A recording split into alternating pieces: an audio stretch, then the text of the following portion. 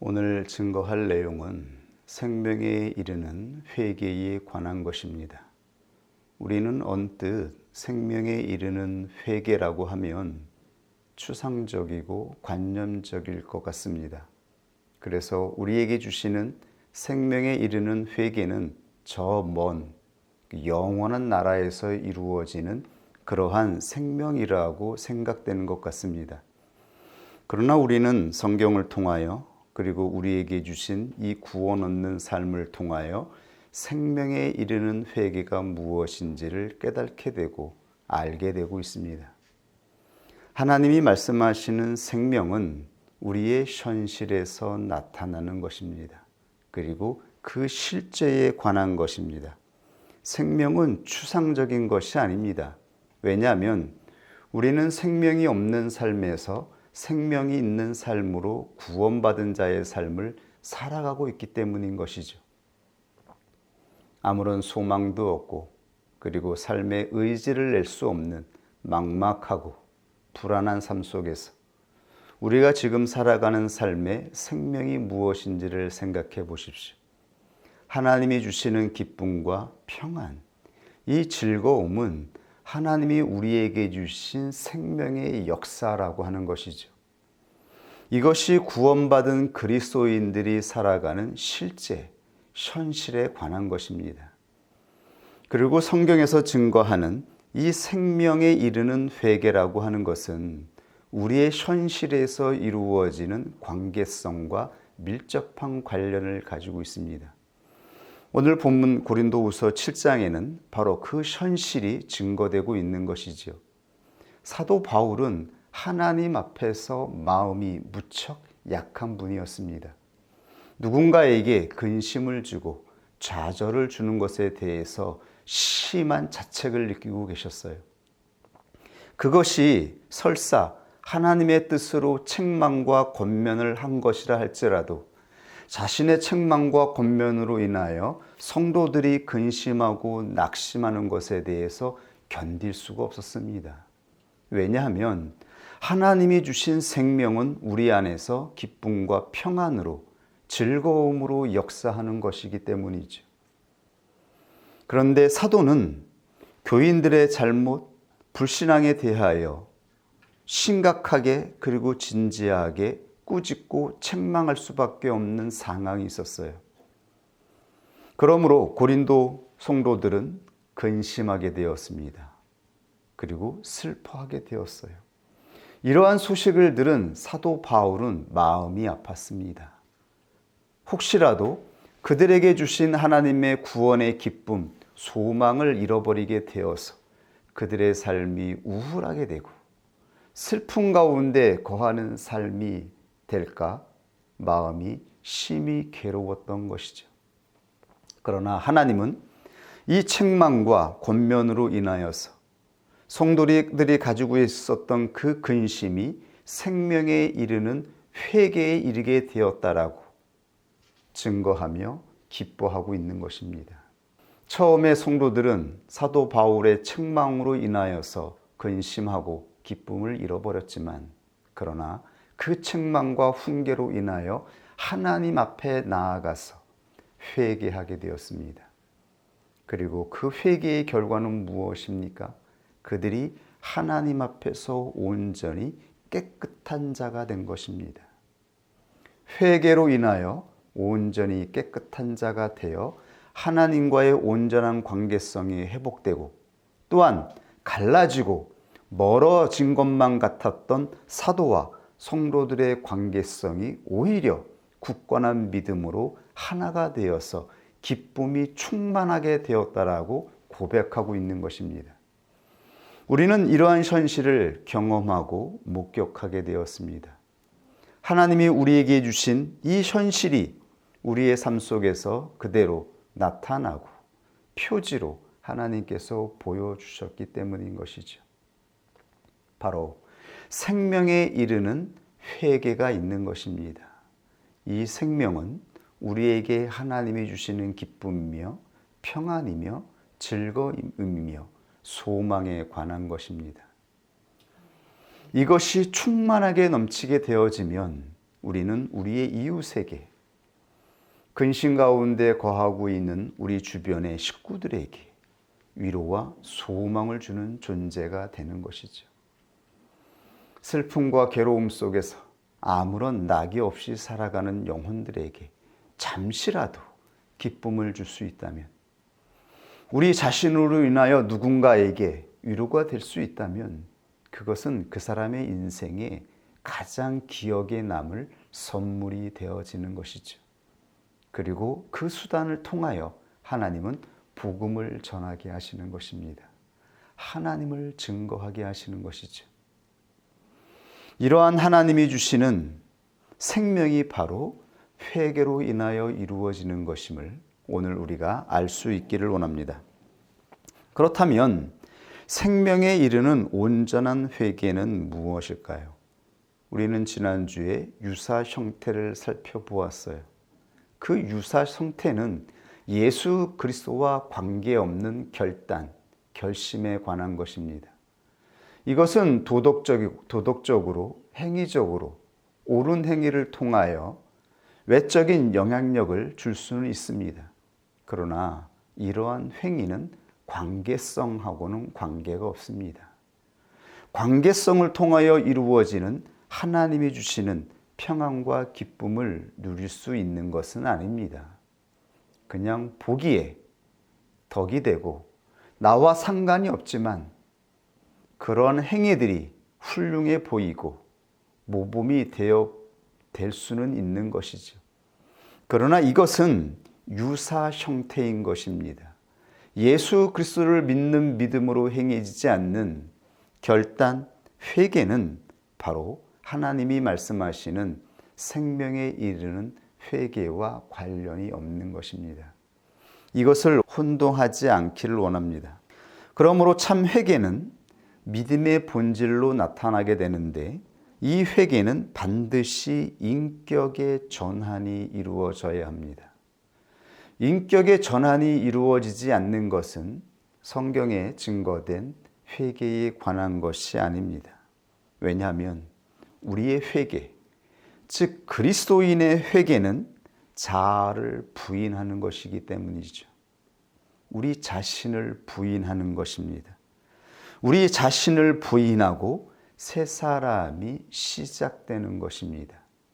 이것이 그리스도인의 회개인 것이죠. 그리스도인의 회개는 행위 자체를 반성하고 돌이키는 것이 아닙니다. 왜냐하면 사람 자체의 타락이기 때문입니다. 우리 자신이 타락한 것이지 우리의 행위, 단편적인 행위 하나가 잘못된 것이 아니기 때문입니다. 그러므로 사람 자체가 변하지 않는 것은 하나님이 말씀하시는 회개에 관한 것이 아닙니다. 이건 세상에서 말하는 반성과 후회인 것이죠. 그리스도인들이 말하는 회개는 사람 자체가 변하는 것입니다. 왜냐하면 죄의 실체, 죄를 지은 것은 우리의 자아이기 때문인 것이죠. 우리 자신의 생각과 우리 자신의 의지 자체가 타락했다라고 성경에서 선언하고 있는 것이죠. 그러므로 우리는 내 자아를 부인하고 내 자아가 파사되기까지 하나님 앞에 고개를 숙이는 것입니다. 즉 우리 자신을 회개하는 것이죠. 문제가 생겼을 때에 타인과의 관계성에서 근심과 걱정스러운 일이 발생했을 때에 우리는 어떠한 모습을 보이는가요? 우리는 남을 탓하고 다른 사람에 대하여 문제를 삼게 되죠. 내 자신을 보지 못하고 모든 문제의 원인을 타인에게 둡니다. 이것은 회개가 아닌 것입니다. 그리고 하나님 보시기에 그리스도인의 구원 얻는 삶이 아닌 것입니다. 어떤 문제가 되어서 우리에게 걱정과 근심과 불안한 상태가 되었을 때에 내 자신을 바라보라고 말씀하고 있는 것이죠. 내 자신을 회개하여 하나님 앞에서 깨끗해지지 아니하면 우리 안에 하나님이 주신 생명의 역사가 다시 회복되지 않는 것입니다. 우리는 늘 다른 사람을 바라보죠. 저 사람이 잘못됐고 저 사람 때문에 이러한 상황이 되었다라고, 이러한 괴로운 상태가 되었다라고 탓하고 있다면 그는 하나님에게서 멀어져 있는 것입니다. 그것으로는 내 영혼의 구원이 이루어지지 않습니다. 우리의 영혼의 구원은 바로 생명에 이르는 회개로 인하여서 회복되는 것입니다. 생명에 이르는 회개가 아니라면 우리의 영혼은 회복되지 않아요. 기쁨이 발생되지 않아요. 그러므로 우리는 누군가가 나에게 다시 다가왔을 때에 내 상처 입은 마음, 내 고통스러운 마음으로 그를 받아주기 위해서는 먼저 내 자신이 하나님 앞에서 회개한 상태가 되어져야 돼요. 그럴 때 우리는 타인을 다시 받아들일 수 있습니다. 그리고 하나님 앞에서 회개한 상태가 되었을 때 비로소 나와 갈라져 있는 믿음의 관계성에서 다가갈 수가 있는 것입니다. 그리고 우리의 죄에 대하여 용서를 구할 수가 있는 것이죠. 우리의 죄는 하나님 앞에 있는 것이기 때문입니다. 사람 앞에서 회개하는 것은 도덕적인 것입니다. 도덕적인 것으로는 우리의 영혼이 구원을 받지 못해요. 그러므로 사도는 자기 자신에게 문제가 있어서가 아니라 이들의 죄 때문에 하나님 앞에서 책망하고 권면하였음에도 불구하고 사도조차 근심 가운데 있었던 것입니다.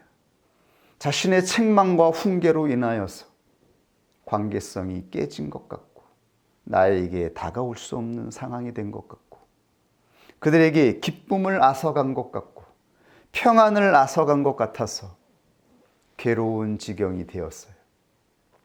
그러나 우리 가운데 있는 성령께서 우리 각자의 마음을 조명하여 주셔서 그들의 근심은 회개함에 이르는 구원 얻는 회개가 되었습니다. 이것으로 인하여 사도는 더욱 기뻐하게 되었더라고. 그리고 너희를 자랑하게 되었다라고 고백하고 있는 것입니다. 이것이 우리가 경험하고 있는 그리스도인의 삶인 것이죠. 그런데 이러한 회개는 오직 영적인 광야에서 실현됩니다. 영적인 광야는 성령의 내주하시는 역사가 이루어지는 특별하고 거룩한 자리입니다. 물론 회개의 시작은 영적인 출애굽을 할 때 이루어집니다. 그러나 그것은 시작일 뿐인 것이죠. 영적인 출애굽을 할 때에 우리는 성령의 강권적인 역사로 자기 자신을 비하하는 상태가 되어져요. 이것이 바로 성경에서 말씀하고 있는 그리스도인의 회개의 시작이에요. 자기 자신을 비하하는 것이죠. 자기 자신을 보게 되는 거예요. 그토록 자만하고 자기 자신에 대해서 아무런 감각이 없던 자가 하나님의 역사로 인하여서 드디어 영적인 출애굽을 하게 되어질 때에 자기 자아를 자각하게 되는 것입니다. 그리고 내 자신에 대하여, 내 인생에 대하여 쓸모없고 비참하며 아무것도 아니라고 하는 것을 인정하게 되는 것이죠. 그러한 상태에서 바로 영적인 출애굽을 하여 그리스도인들은 영적인 광야를 걸어가게 되는 것입니다. 이 영적인 광야에서 회개는 과정을 통하여 끊임없이 회개의 반복을 이루어 완전한 성화에 이르기까지 나아가는 것. 이것이 바로 그리스도인의 삶임을 말씀하고 있는 것입니다. 우리는 이 영적인 광야에서 성령의 내주하시는 역사로 인하여서 성령의 강권적인 의지로 우리 자신을 비하할 수밖에 없는 상태에 직면하게 되었어요. 내 자신에 대하여, 내 자아에 대하여 비참하게 이르게 되는 상태에 직면하게 되었어요. 이것은 우리 자신의 각성이나 나 자신의 스스로의 깨달음이 아니었어요. 이것은 예수 그리스도 안에서 성령께서 우리 안에서 이루신 역사였습니다. 하나님은 거룩한 광야에서 하나님이 우리에게 주신 거룩한 수단들을 통하여, 즉 인격교회를 통하여 특별한 때에 생명에 이르는 회개가 무엇인지를 알게 하여 주신 것입니다. 우리는 이 회개를 기억해야 하는 것입니다. 이때가 지나고 우리에게 평안과 은혜가 주어졌을 때에 우리는 쉽게 잊어버려요. 우리 자신에 대하여, 내 자아에 대하여 성령께서 왜 회개케 하셨는지, 회개가 무엇인지 이것을 잃어버리고 또다시 내 자신의 혈기와 감정으로 내 마음대로 나아갈 때가 있습니다. 그때 그 현실은 무엇입니까? 우리는 즉각적으로 하나님이 주신 생명이 상실되고 있음을 발견하게 되어지는 것이죠. 모든 관계성이 파괴되어지고 단절될 뿐만 아니라 우리에게 주셨던 기쁨과 은혜는 다 사라지고 상실된 상태가 된다라고 하는 것을 하나님께서 보게 하신 것이죠. 이것이 얼마나 자주 우리 안에서 발생되었는지요. 매 순간 이러한 상황들이 발생되고 반복되어서 우리는 우리에게 주신 이 평안과 은혜가 하나님의 선물이라고 하는 것을 하나님 앞에서 감사함으로 받게 되는 것입니다. 내 능력과 의지로 이 생명이 주어진 것이 아님을 알게 되는 것이죠. 내 자신이 훌륭해서 우리가 복음을 전하는 자가 되거나 기쁨을 줄 수 있는 자가 아님을 알게 되는 것이죠. 성령께서 우리를 회개케 하여 주셔서 우리 자신을 부인하고 내 자신을 부복하게 될 때에 하나님이 주신 은혜임을 알게 되는 것입니다. 그렇다면 우리는 어떻게 회개의 과정을 경험하게 되어질까요? 회개의 영적 과정이 있습니다. 즉 인격의 전환이 이루어지는 과정이 있어요. 그것을 대략적으로 살펴보면 첫째는 죄를 깨닫게 되는 것입니다. 이때 죄를 깨닫는다라고 하는 것은 나의 행위, 단편적인 행위를 깨닫는 것이 아닙니다. 우리 자신을 보게 되는 것이죠. 이것이 유사 회개와 진정한 회개의 차이입니다. 성령의 내주하심으로 인하여서 조명되는 회개는 우리 자신을 보게 하는 것입니다. 그리고 우리 자신을 보게 될 때에 우리는 하나님 앞에서 알게 되죠. 우리 자체가 죄라고 하는 것. 죄는 우리 자신에게서 나오고 있다라고 하는 것. 모든 괴로움과 불신과 싸움과 이 고통은 우리 자신에게서 발생하고 있다라고 하는 것을 깨닫게 하시는 것입니다. 이것이 성령으로 인하여서 깨닫게 되는 죄의 깨달음인 것입니다. 이때에 우리는 뉘우치고 인정하게 되는 것입니다. 즉 감정이 아니라 전인격적으로 우리 자신을 뉘우치고 내 자신의 인격에 대하여서 부인하게 되는 것이죠. 내 인격이 잘못되었구나. 내 인격이 하나님 없이 법 없이 형성된 타락한 인격이구나. 그러므로 인격 자체가 바뀌어야 된다라고 하는 뉘우침과 인정이 이루어지는 것입니다. 그때 드디어 세 번째 겸비가 이루어지는 것입니다.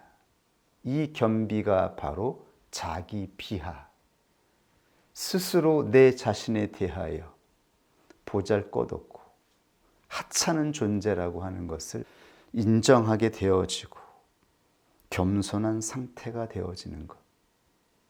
이 상태가 될 때 우리는 우리의 혈기를 멈출 수가 있습니다. 우리의 의지를 멈출 수가 있습니다. 타인을 탓하던 이 비난을 멈출 수가 있습니다. 우리의 삶에서 불신과 원망으로 더럽혀져 있던 이 마음을 멈출 수가 있는 것입니다. 자기 비하의 상태에 이르게 되어지는 것이죠.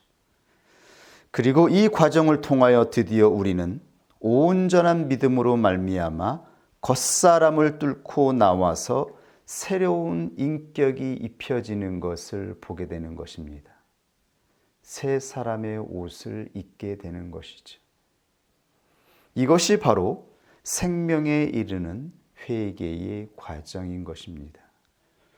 유사 형태, 성령의 내주하시는 역사로 인하여 이루어지지 않는 그러한 회개는 자기 자신, 자기가 이루는 반성이며 자기가 이루는 결단이며 결국 자기 의를 붙잡는 것입니다. 그것으로는 생명이 우리 안에서 역사할 수가 없는 것입니다. 그러므로 토마스 셰퍼라고 하는 청교도 목사님은 이렇게 말씀하셨습니다.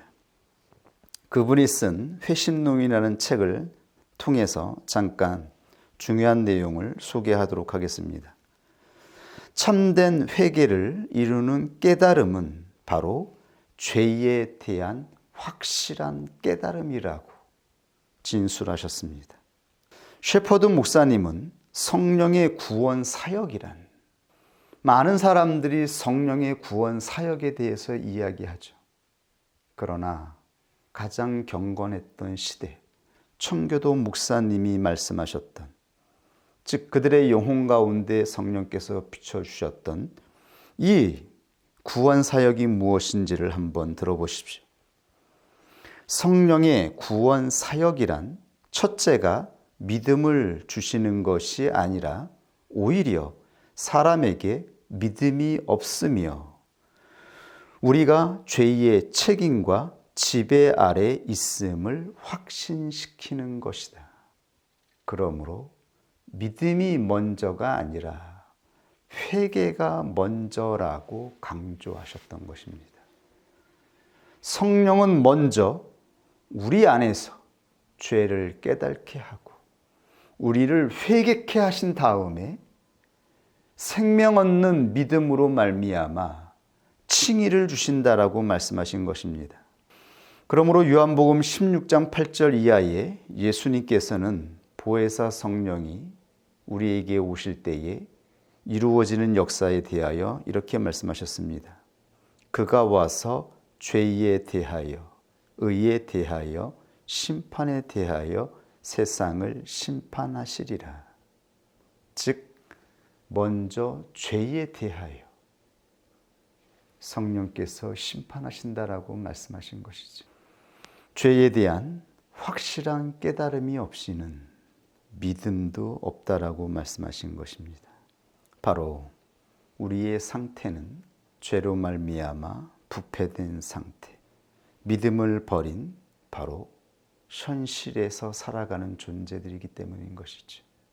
믿음을 말하기 전에 생명을 잃어버려 불행한 상태가 된 죄의 현실이 먼저이기 때문인 것이죠.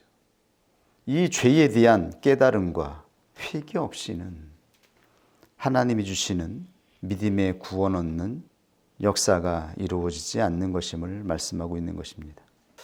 저는 토마스 셰퍼드 목사님의 회심론 내용을 살펴보면서 토마스 셰퍼드 목사님이 말씀하시는 성령의 내주하시는 역사로 인하여 이루어지는 이 생명에 이르는 회개의 역사와 우리가 경험했던 생명에 이르는 회개의 역사가 이렇게 동일한 것인지 다시 한번 확신하게 되었어요. 1600년대에 토마스 셰퍼드 목사님은 종교개혁 이후에 경건의 시대에 성령의 역사로 인하여 자신 안에서 발견된 내용들을 이렇게 진술하였어요. 그런데 이 내용들은 이때에 우리에게 역사했던 성령의 역사와 다른 것이 아니었어요. 동일한 역사였던 것입니다.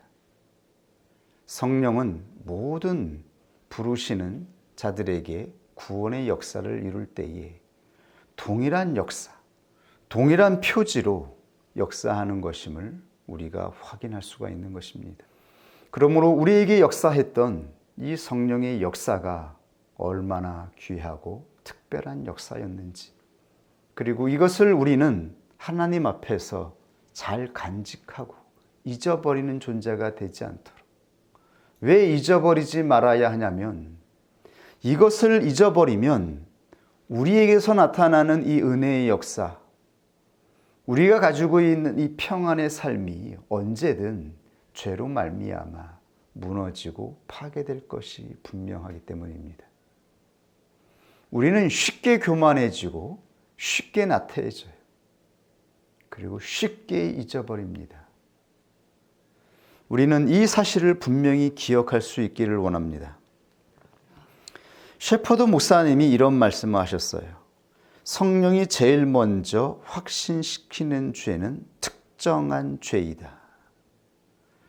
성령은 일반적으로 사소한 것을 가지고 사로잡지 않는다. 먼저 확실한 큰 죄를 확신시킨다. 즉, 그리스도인들이 영적인 출애굽을 할 때에 자기를 비하할 수밖에 없는 커다란 죄, 심각한 죄를 깨닫게 하시죠. 그 심각한 죄는 간음이나 살인이나 있을 수 없는 분노나 사람들이 보기에 저건 죄라고 할 수 있는 그러한 내용들이 현저하게 드러나게 되는 것입니다. 부인할 수 없는 특정한 죄가 내 안에서 드러나게 되었을 때에 우리는 우리가 죄인이라고 하는 것을 부정할 수 없게 되는 것이죠. 이러한 큰 죄가 우리를 사로잡고 그러므로 죄의 심각성이 깨달아졌을 때에 우리는 자기를 비하하게 되어지며 전적으로 하나님을 의지하는 상태가 되어서 영적인 출애굽을 하게 된 것이죠.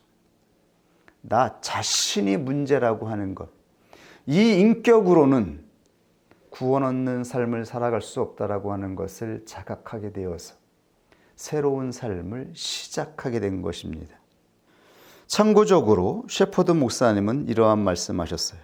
만약에 어떠한 사람이 선한 환경에서 건전하게 자란 탓으로 자기 죄를 깨닫지 못하고 오랜 세월을 보낸 경우 그는 어떤 추하고 은밀한 죄에 빠지게 되어 노출되는 비참에 처하게 된다. 다른 사람보다 특별히 착한 심성을 가지거나 선한 부모님 밑에서 선한 환경에서 자란 사람이 있을 수 있습니다. 그러므로 저 사람은 죄를 짓지 않을 것 같아요. 그런데 그러한 상태가 오래 지속될 때에 은밀하게 죄가 역사하여 그는 비참한 죄에 빠지게 됩니다. 저는 제 주변에서 그러한 동료들, 그러한 목회자들을 많이 보게 되었어요. 청년의 때 그렇게 순수했던 자가 전혀 죄와는 상관없이 살아갈 그러한 영혼이라고 생각했던 사람이 방심하고 죄와 상관없는 죄로 살아가는 것처럼 편하게 살아가다가 이 추한 은밀한 죄가 노출되어서 비참하게 빠지는 것을 많이 보았습니다. 그래서 성령은 사람이 자신에 대한 확실한 깨달음과 슬픔을 일으키는 계기를 삼으신다라고 말합니다. 성경에서 다윗이 밧세바를 간음했던 것처럼, 그리고 동방의 의인 욥의 죄가 드러났던 것처럼 하나님 앞에서 경건한 자, 신실한 자라고 여겨졌던 자조차 죄의 비참한 속에서 자기를 비하하는 상태가 되어서 온전히 하나님 앞에서 깨끗한 상태로 회개에 이르게 하시는 바로 성령의 역사가 있음을 우리에게 말씀해 주고 있는 것입니다. 이것이 바로 우리들이 깨달은 죄의 모습이기도 합니다. 그리고 나서 성령은 사소한 것들을 다루시기 시작하는 것이죠. 이렇게 큰 죄가 다루어지고 나서 우리는 영적인 광야에서 우리의 인격 자체, 사소하고 세밀한 것들을 모두 다rum을 받고 새 인격의 옷을 입게 되는 것입니다. 그러므로 셰퍼드 목사님은 멸망당하는 영혼의 이유는 자신들의 죄를 싫어하고 미워하는 마음이 생기지를 않는 것이다. 자기 비하가 생기지 않는 것. 세상 사람들이 좌절하고 절망하는 후회하는 근심이 아니라 그리스도인들은 생명에 이르는 회개를 알게 하기 위해서 자기를 비하하는 상태에 빠지게 되는 것입니다. 이것은 우리가 절망과 낙담 속에 빠지는 것이 아닙니다. 하나님께 나아가기 위한 죄에 대한 분명한 자각이 이루어지는 것이죠. 우리 자신이 죄인이라고 하는 것. 지식적으로 죄인이 아니라 실제로 내 인격이 잘못됐다라고 하는 것. 내 자신이 행하는 말과 내 자신이 생각하는 생각과 나의 감정이 모두 어긋났다라고 하는 것을 깨닫는 것입니다. 이것을 깨닫고 자기 자신을 부인하는 것입니다. 그리고 예수 그리스도 안에서 새 인격을 소망하는 것입니다.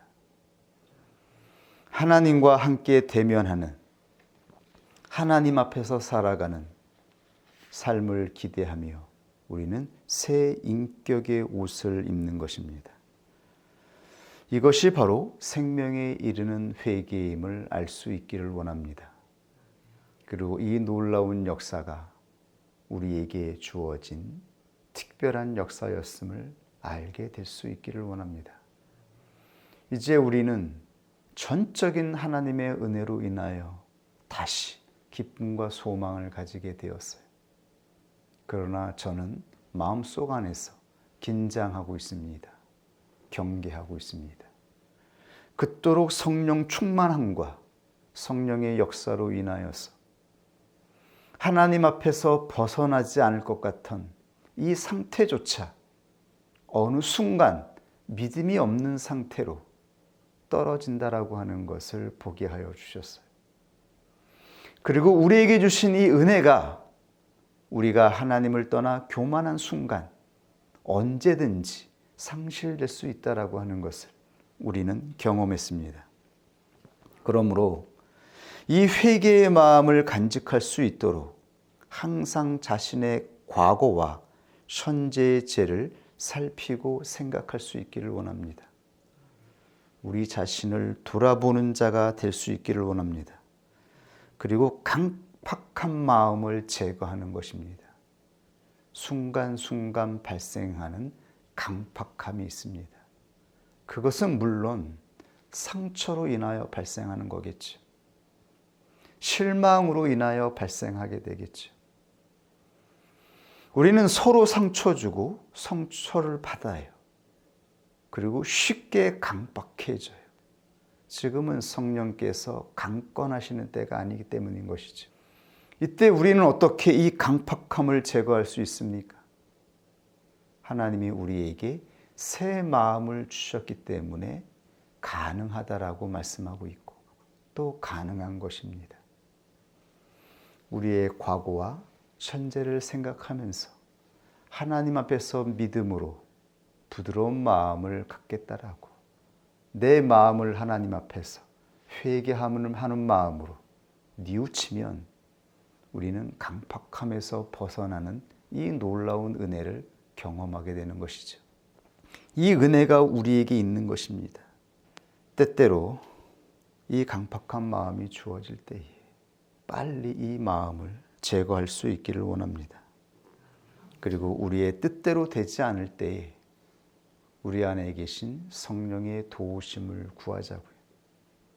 성령께 도움을 구하면 한마디로 내 마음에서 하나님께 구했을 뿐인데 내가 다가갈 수 없어서 용기도 나지 않고 괴로워서 성령께 도움을 구했을 때에 성령께서 우리 마음과 다친 마음들을 회복시켜 주셔서 다시 시작할 수 있는 마음을 주시는 것을 경험하게 됩니다. 아, 성령께서 늘 함께 하시는구나. 그런데도 왜 성령을 구하지 못했을까? 강팍함이 그렇게 만드는 것이죠. 왜 성령을 찾지 못하고 기도하지 못할까? 우리의 마음이 강팍해져서 그런 것입니다. 그때 힘을 내어서 하나님 앞에 엎드려서 회개하는 마음으로 잠시라도 은혜를 구하면 하나님께서 은혜를 주실 것입니다. 이때 우리는 겸비한 인격으로 살아가는 것입니다. 겸비한 인격으로 하나님 보시기에 회개한 자로서 은혜를 끼치는 자로 사람들에게 희망을 주는 자로 기쁨을 주는 자로 하나님께서 기쁨의 선물을 더하여 주실 것입니다. 이 은혜를 생각하면서 나아가는 성도들이 될 수 있기를 원합니다. 오늘 하나님이 주신 말씀 앞에 함께 기도하겠습니다.